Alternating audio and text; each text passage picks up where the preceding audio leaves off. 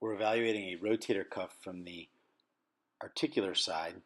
We're actually in the glenohumeral joint. We're seeing a large tear of both the supra as well as the infraspinatus tendons with a significant amount of exposed greater tuberosity.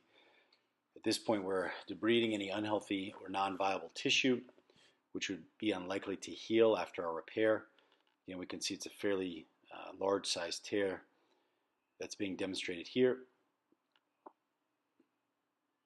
We then visualize the tear from the subacromial space, as can be seen here. Here we're going in with a grasper to evaluate the morphology of the tear, as well as to determine the mobility of the tissue. Again, this is a U-type shaped tear with both the supra and infraspinatus tendons being involved. A large portion of greater tuberosity was exposed. Next, we placed one of approximately 5 anchors using an all-tap type device. As we can see, this creates a pilot hole in preparation for our biocomposite anchors. As we sink the awl further, we can see some fat marrow cells egressing from the trough that's created. We now place our biocomposite anchor into that hole, again achieving excellent purchase into the greater tuberosity of the humeral head. The backside of this anchor is loaded with sutures, which will later be utilized to repair our tendon.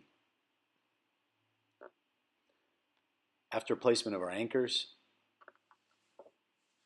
we then utilize a device to pass the sutures through the rotator cuff tissue, beginning in an anterior to posterior fashion.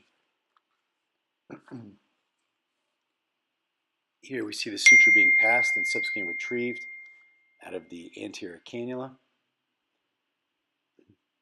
This is then followed by the retrieval of a matching suture, which will also be passed using the same device. This creates a horizontal mattress type configuration to our rotator cuff repair.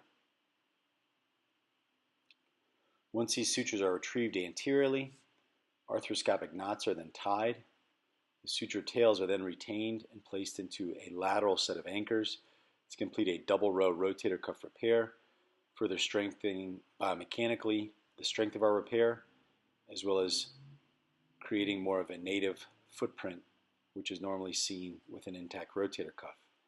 Here we're gently manipulating the arm, demonstrating that we have a good repair as well as good quality tissue, which should allow for an early, somewhat aggressive rehabilitation. Thank you.